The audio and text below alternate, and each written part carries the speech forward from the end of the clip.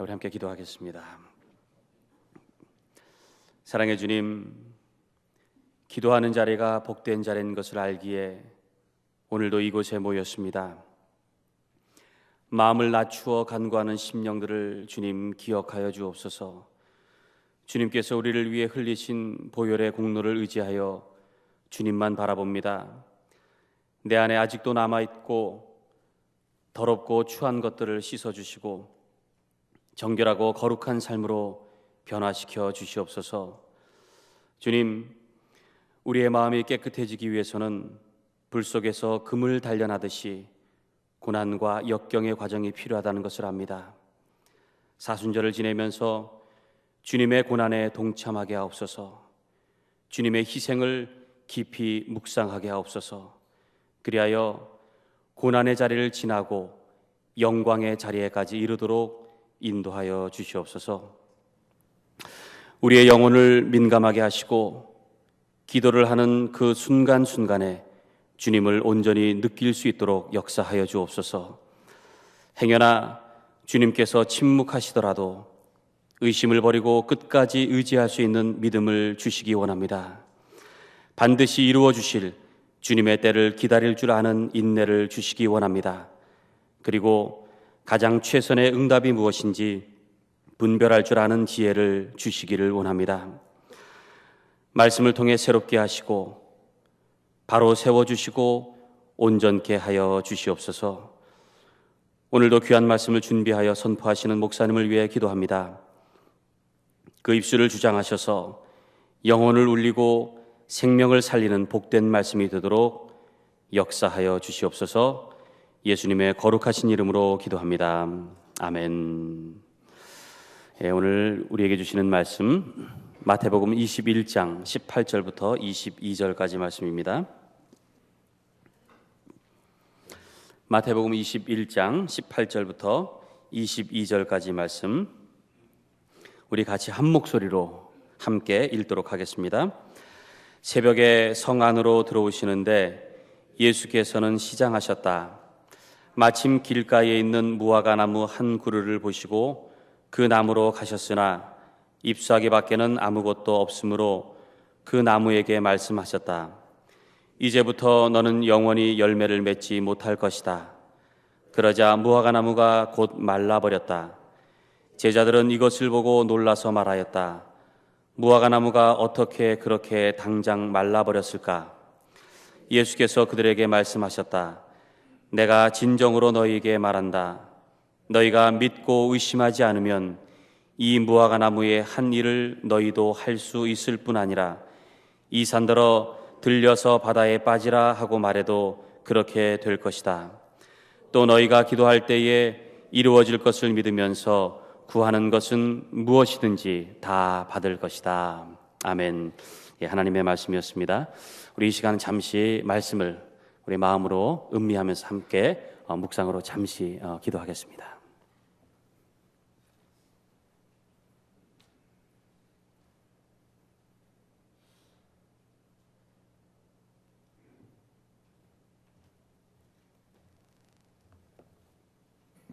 아멘. 이 아침에도 새벽을 깨우고 기도의 자리로 나오신 여러분들을 주의 이름으로 환영합니다. 또 이번에는 늘 그래서 왔습니다마는 우리 사부 예배 나오는 청년들 여럿 보여서 참 좋습니다. 우리 모든 교우들이 함께 하시는 이 예배를 통해서 기도회를 통해서 주님께서 기뻐하실 줄 믿습니다. 예루살렘에 도착하신 첫날 예수님은 성전에서 소동을 일으키시고 저녁에 베다니로 내려가셔서 쉬십니다. 다음 날 오늘날로 하면 월요일이지요. 새벽에 예수님은 다시 예루살렘 성 안으로 들어오십니다. 성전으로 가는 길이었습니다. 아마도 아침 식사를 하지 않으셨던 것 같습니다. 예수님은 길을 가시면서 주변 나무에 혹시 먹을 만한 열매가 없을까 돌아보십니다. 때는 아직 이른 봄이기 때문에 어느 나무에서도 먹을 만한 열매를 찾을 수가 없었습니다. 그때 주님의 눈에 들어온 것이 무화과 나무입니다. 주님은 그 무화과 나무에 가셔서 아주 큰 나무였던 것 같습니다. 무엇이 좀 열렸나 하고 들여다보십니다. 하지만 무성한 잎사귀 밖에는 아무것도 없었습니다. 아직 무화과 나무가 열릴 때, 이 무화과 나무 열매가 열릴 때가 아니었기 때문에 그랬죠. 그것을 보시고 주님은 참 이해하기 힘든 행동을 하십니다. 그 나무를 저주하신 것이지요. 이제부터 너는 영원히 열매를 맺지 못할 것이다. 그렇게 저주를 하십니다. 그런데 더 놀랍게도 그 말이 떨어지자 갑자기 이 나무가 생기를 잃고 말라버렸다. 그런 얘기입니다. 이 이야기는 우리의 귀를 의심하게 만들지요. 예수께서 시장길을 참지 못해서 애꿎은 나무에게 화풀이하는 것 같아 보이기 때문이지요.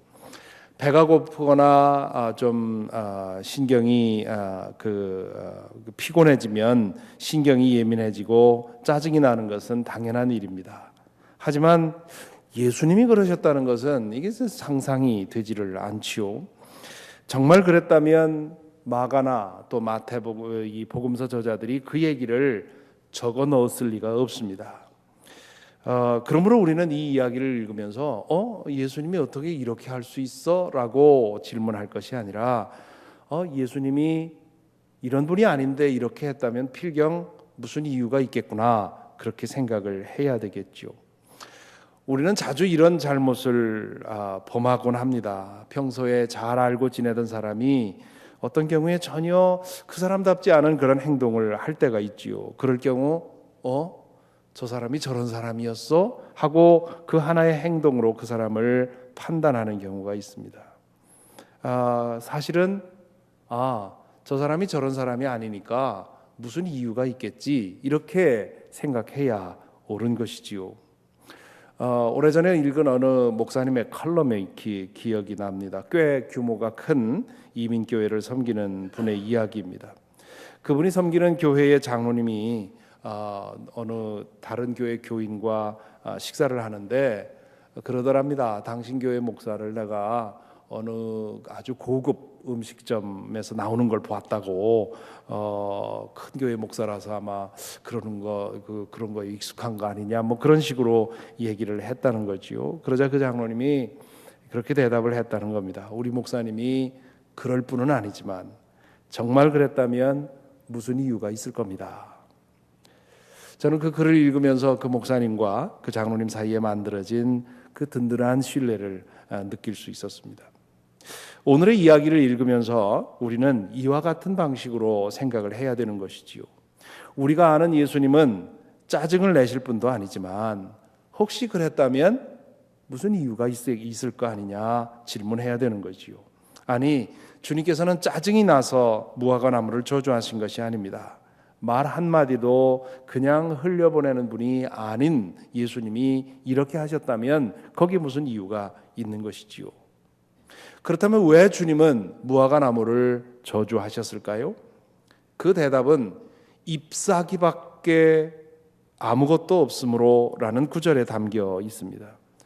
전날 예수님은 예루살렘에 오셔서 강도의 소굴이 되어버린 성전에서 소동을 일으키셨지요.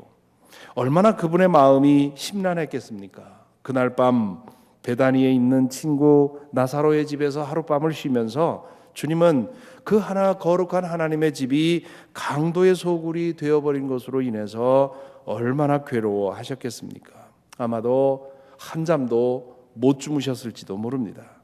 새벽 일찍 다시 성전으로 오시는 것을 보면 아마 그랬을 것 같습니다. 우리 보통 잠을 설치다 보면 새벽 일찍 일어나게 되지 않습니까? 그런 마음으로 성전으로 가던 중에 먹을 것이 없나 싶어서 주변을 살폈지요. 그러던 중에 잎만 무성한, 겉으로는 아주 우람하고 잎이 무성한 그런 무화과 나무를 보게 된 겁니다. 그 순간 그분의 마음에 이 형식만 무성한 그런 성전이 생각이 났던 것이지요. 정작 맺어야 할 사랑과 정의와 성실의 열매는 없고 복잡하기 짝이 없는 여러 가지 규정과 형식으로 올려지는 제사만 남아 있었습니다. 하나님께 올려진다는 그 명목으로 드려지는 그 많은 제사들은 면허받은 강도들의 배만 불리고 있었던 것입니다. 주님께서는 열매를 맺지 못하는 성전의 운명을 생각하시면서 그 무화과 나무를 저주하셨지요. 저 성전이 바로 이 무화과 나무처럼 될 것이다, 그런 뜻인 것이지요. 그렇게 생각해도 여전히 애꿎게 그곳에 있다가 당한 이 무화과 나무가 불쌍해 보이지 않습니까? 환경주의자들은 예수님의 처사를 비난할지도 모릅니다. 하지만 예수님이 모든 생명의 주인이라고 하는 사실을 기억해야 합니다. 예루살렘에서 들어오실 때 나귀와 나귀 새끼를 가져오라, 그렇게 말씀하시면서 제자에게 뭐라고 하십니까? 그 주인이 뭐라고 하거든 그 주님께서 쓰시겠다고 하십니다 라고 대답하라고 했습니다. 이 말씀 안에 굉장히 중요한 암시가 들어 있습니다. 그분은 모든 인간의 그리고 모든 생명의 주인이라는 것이지요. 주인이 당신의 뜻을 위해서 쓰겠다면, 그렇다면 그것은 그 사람에게 영예요 기쁨입니다. 그렇게 본다면 이 저주받은 무화과는 불쌍한 것이 아니라 영예로운 존재가 된 것이지요. 예수님의 말씀이 떨어지기 무섭게 무화과 나무가 생기를 잃고 힘을 잃어버렸다, 말라버렸다 하는 얘기가 나옵니다. 그것을 보고서 제자들이 묻지요. 아니, 무화과 나무가 어떻게 이렇게 당장 그 자리에서 말라버렸을까? 제자들은 또 헛다리를 짚는 것입니다. 주님께서 왜 그렇게 말씀하셨고 무화과 나무가 말라버린 것을 통해서 주님께서 무엇을 지금 우리에게 전하려고 하는지를 생각하지 않았습니다. 그들에게는 무화과 나무가 즉시로 말라버린 그 현상이 너무도 신기했던 것이지요. 그런데 주님께서는 제자들의 생각을 모른 채 하지 않습니다. 그런 일을 한두 번 당한 것이 아니니 아마 지금쯤 익숙해졌을 것입니다. 주님께서는 당신의 그 진의를 몰라주는 제자들을 책망하지 않으셨습니다. 어차피 당신의 그 모든 말씀과 행적의 의미는 부활 후에나 드러나게 되어 있습니다. 그렇기 때문에 예수님은 때가 되면 알게 되리라 생각을 하시고 그들의 궁금증에 대해서 대답을 하시지요. 이렇게 말씀하십니다. 내가 진정으로 너희에게 말한다. 너희가 믿고 의심하지 않으면 이 무화과 나무의 한 일을 너희도 할 수 있을 뿐더러 이 산더러 들려서 바다에 빠져라 해도 그렇게 될 것이다. 또 너희가 기도할 때에 이루어질 것을 믿으면서 구하는 것은 무엇이든지 다 받을 것이다. 주님은 어떻게 이렇게 무화과 나무가 금방 말라버렸을까라는 질문에 대해서 살아계신 하나님을 의지하고 구했기 때문이라고 대답을 하시지요. 하나님께서 우리 중에 활동하고 계시다는 믿음이 분명하다면 말 한마디로 산도 옮길 수 있다 말씀하십니다. 기도할 때 가장 중요한 것은 살아계신 하나님을 진실하게 믿는 것이라는 사실을 이 말씀을 통해서 우리에게 주십니다. 이 말씀을 하실 때조차도 예수님은 성전을 생각하고 있었음에 분명합니다. 성전에서 이루어지는 그 많은 제사와 의식 안에 정작 있어야 할 알맹이가 빠져 있는 것입니다. 살아계신 하나님께 대한 믿음이 그 모든 것에 있어야 하는 것이지요. 하나님께서 일하고 계시다는 믿음, 그리고 그분께 실제로 의지하고 살아가는 삶이 필요합니다. 그 많은 제사와 형식은 그 믿음을 위해서 존재하는 것이고요. 또한 그 믿음 때문에 생긴 것입니다. 그런데 어느새 믿음은 증발되고 형식만 남은 것이지요. 우리가 드리는 기도도 마찬가지입니다. 기도는 주술이 아닙니다. 자기 최면도 아닙니다. 하면 된다 하는 그런 신념도 아니고요. 긍정적인 혹은 적극적인 사고방식도 아닙니다. 살아계신 하나님을 믿는 것이고 살아계신 하나님께 의지하는 것입니다. 그분에게 나의 문제를 맡기는 것입니다. 그것이 기도의 핵심이지요. 그렇기 때문에 기도를 할 때 무조건 목소리가 커야 하는 것도 아니고 오래 기도해야 하는 것도 아니고 뭔가 특별한 방법을 써야 하는 것도 아닙니다. 기도는 하나님께 의지하고 신뢰하는 것이고, 그리고 기도를 통해서 어떤 일이 일어난다면 그건 하나님이 하시는 일이지 내가 어떤 방법을 썼기 때문에 일어나는 것이 아닙니다. 대답으로서 주신 주님의 말씀을 오해하는 사람들이 많이 있습니다.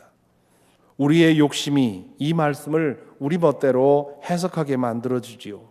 믿고 구하기만 하면 우리가 원하는 것은 무엇이든지 얻을 수 있다고 하는 예수님의 이 말씀을, 그 어법을 오해하는 것입니다.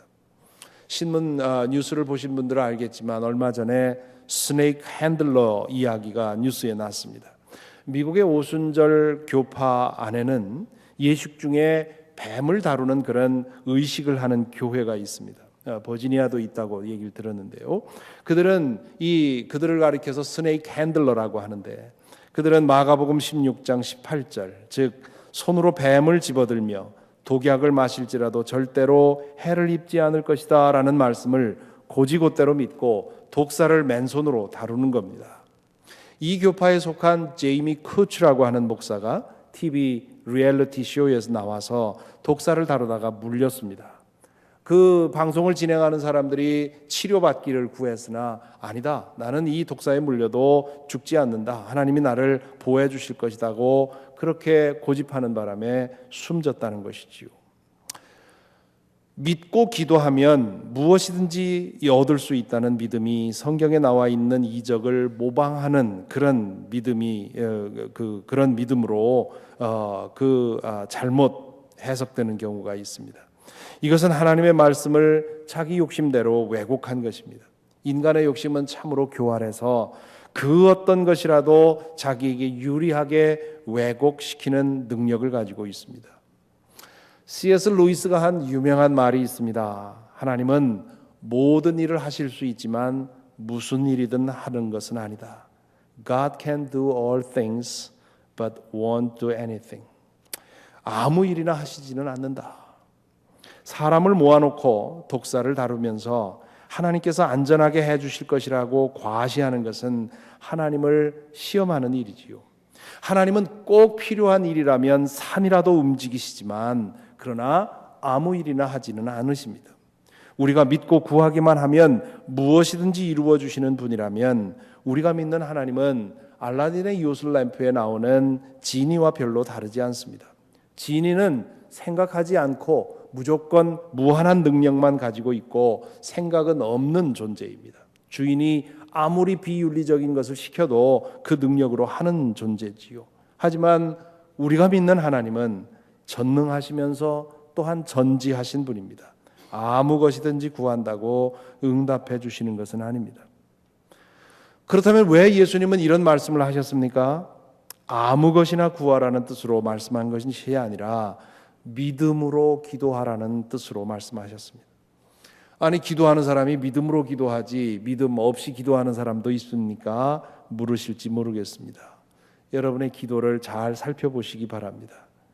하나님이 진실로 역사하고 계심을 믿기에 그분에게 자신을 맡기는 그런 믿음으로 기도하는 경우는 그렇게 많지 않습니다. 더 많은 경우에는 불안하기 때문에 기도하고 답답하기 때문에 기도하고 신세 한탄할 곳이 없어서 기도합니다. 주님께서는 기도할 때면 언제나 하나님께서 정말로 듣고 계시다고 그리고 역사하신다고 믿고 기도하라고 하시지요. 그렇게 기도하면 하나님께서 분명히 들으시고 응답을 주신다는 것입니다. 꼭 내가 구한 그대로, 조금 전에 김은관 목사님이 기도하면서 말한 것처럼 꼭 내가 기도한 그대로 응답하지 않으실지는 몰라도 하나님께서 살아계시고 나를 사랑하시고 내 기도를 들으셨다면 그 기도는 결코 땅에 떨어지지 않으리라는 믿음을 갖고 기도하라는 말이지요. 오늘 말씀에 비추어서 우리 자신을 생각을 해봅니다. 주님께서 우리에게 열매를 찾으실 때 우리는 어떤 열매를 내놓을 수 있겠습니까? 우리에게는 이파리가 참 많지요. 예배도 다니고 큐티도 하고 또 새벽기도도 나오고 적지 않은 물질도 드리고 또 이런저런 봉사도 하고 또 성경 말씀을 배우기도 합니다. 이게 모두 이파리입니다. 그렇게 잎사귀가 자라다 보면 어느 사이에 열매도 꽃도 맺히고 열매도 열려야 하는 것 아닙니까? 거룩함의 열매, 선함의 열매, 절제의 열매, 친절의 열매, 사랑의 열매, 정의의 열매, 자족의 열매, 기쁨의 열매 등 헤아릴 수 없이 많은 열매들이 성령을 통해서 맺어진다고 바울 사도는 말하고 있지 않습니까? 그 열매가 우리에게 있습니까?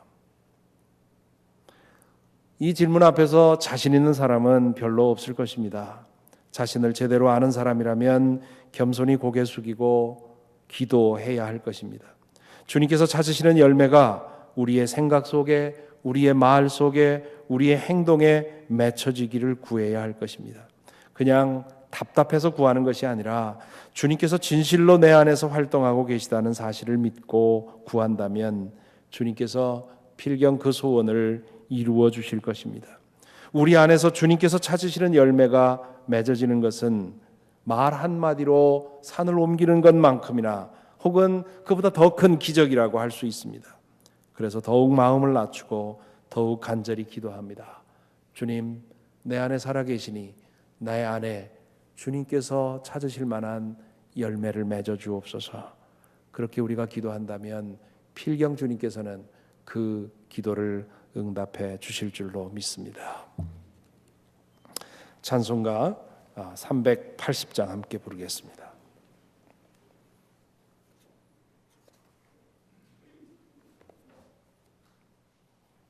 (380장)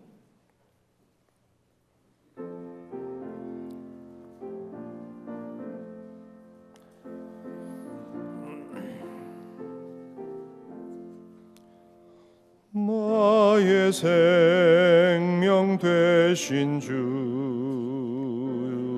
앞에 나아갑니다. 주의 흘린 보혈로 정케하사 받아주소서. 날마다 주를 찬송하랬네. 주의 사랑에 일러서 나를 굳게 잡아 매소서. 괴로운 세상 지날 때 나를 인도하여 주소서. 주를 믿고 나가면 나의 길을 잃지 않겠네. 날마다 주를 찬송하겠네. 주의 사랑 줄로서 나를 굳게 잡아 매소서. 세상 살아갈 때에 주를 더욱 사랑합니다. 밝고 빛난 천국에 나의 영혼 들어가겠네. 날마다 주를 찬송하겠네. 주의 사랑 줄로서 나를 굳게 잡아 매소서.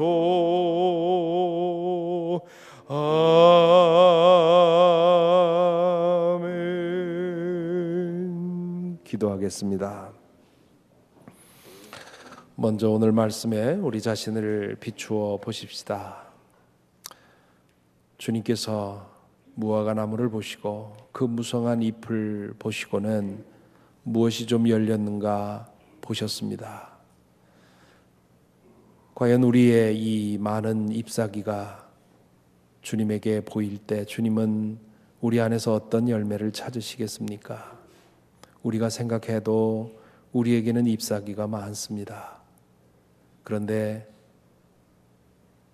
우리 안에 꽃이 피고 그로 인해서 열매가 열리는 그런 일이 있습니까? 주님께서 그 시장을 채우시기에 충분한 열매가 우리에게 있습니까?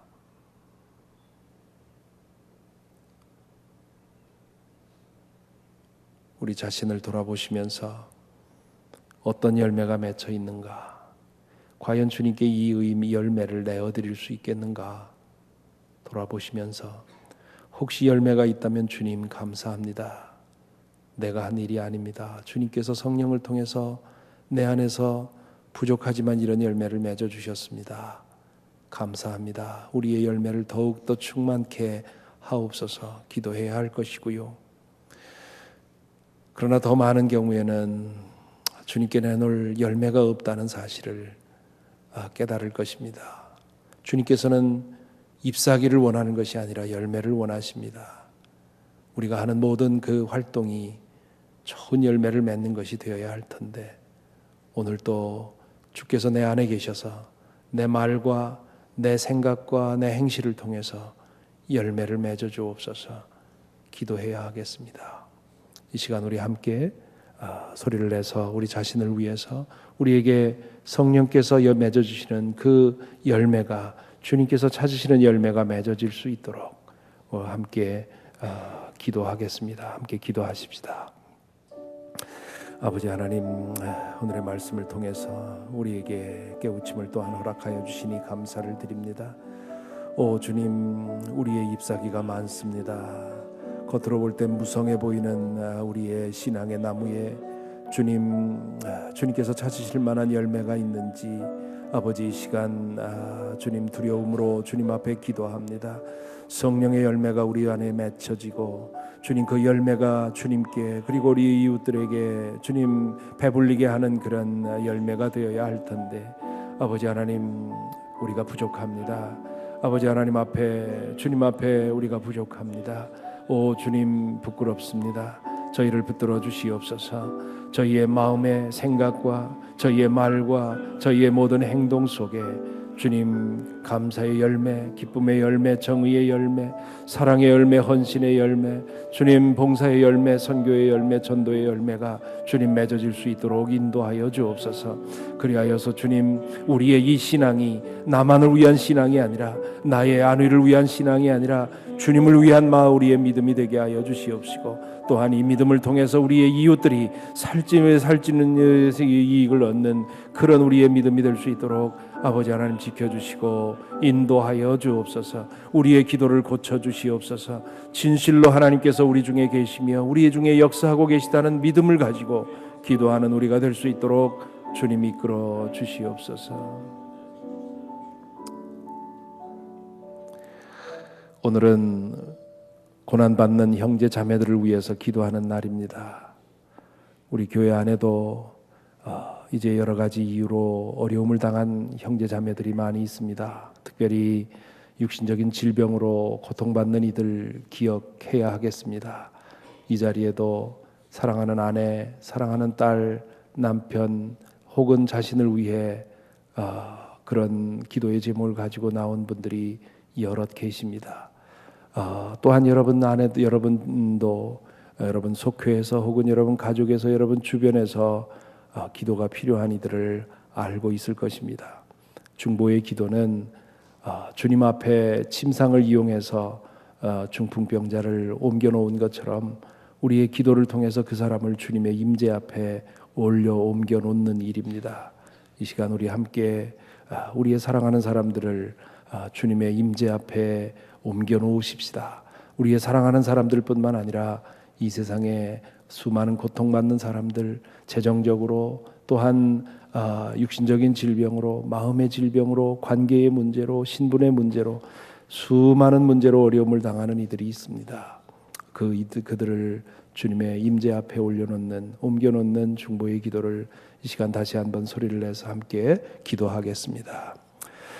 아버지 하나님, 이 시간 주님의 임재를 믿고 주님의 사랑을 믿고 주님의 그 일하심을 믿고 우리가 기도합니다. 우리의 사랑하는 사람들을 주님 앞에 옮겨 놓습니다. 오 주님이여 인도하여 주옵소서. 주님, 육신적인 질병으로 인해서 고통받으며 힘들어하며 주님이여 주님께 간절히 부르짖는 이들이 있습니다. 사랑하는 아내를 위한 부르짖음이 있습니다. 사랑하는 딸을 위한 간절한 기도가 있습니다. 사랑하는 남편을 위한 기도가 있습니다. 아버지 하나님, 사랑하는 자녀들을 위한 기도가 있습니다. 아버지 하나님이여 이웃을 위한 기도가 있습니다. 주님이여 주님이여 주님이여, 주님께서 우리 안에 살아계시고 역사하시고 활동하시며 우리의 기도를 들으시는 줄 믿고 기도합니다. 아버지 하나님, 우리의 기도를 이용하셔서 주님께서 주님의 뜻을 이루시는 것을 믿고 기도합니다. 오 주님이여, 사랑으로 드리는 간절한 기도를 주님께서 들어주시옵시고 아버지 하나님, 이 시간 하늘문을 열어주셔서 주님으로부터 내려오는 주님 생명의 역사가 아버지 하나님 그들에게 있을 수 있도록 인도하여 주옵소서.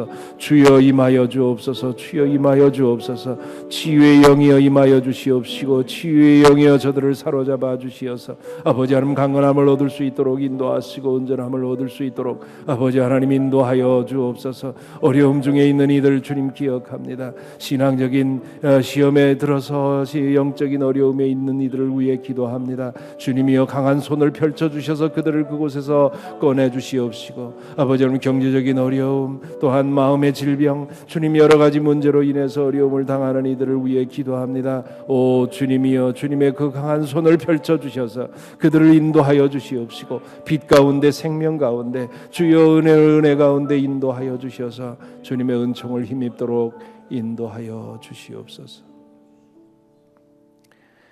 아버지 하나님, 이 새벽에 저희를 모아 주시옵시고 말씀을 듣고 함께 기도하며 우리의 사랑하는 사람들을 또한 중보하게 하시니 감사합니다.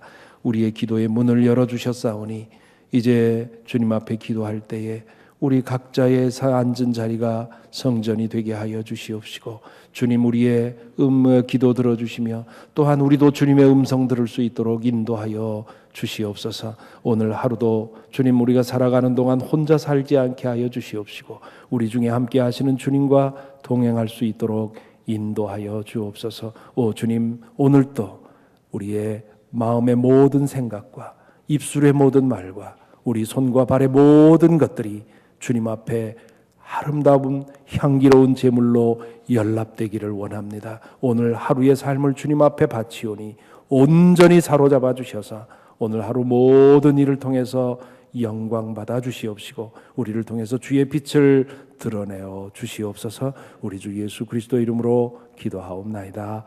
아멘. 각자 기도하시다가 평안히 돌아가시기 바랍니다.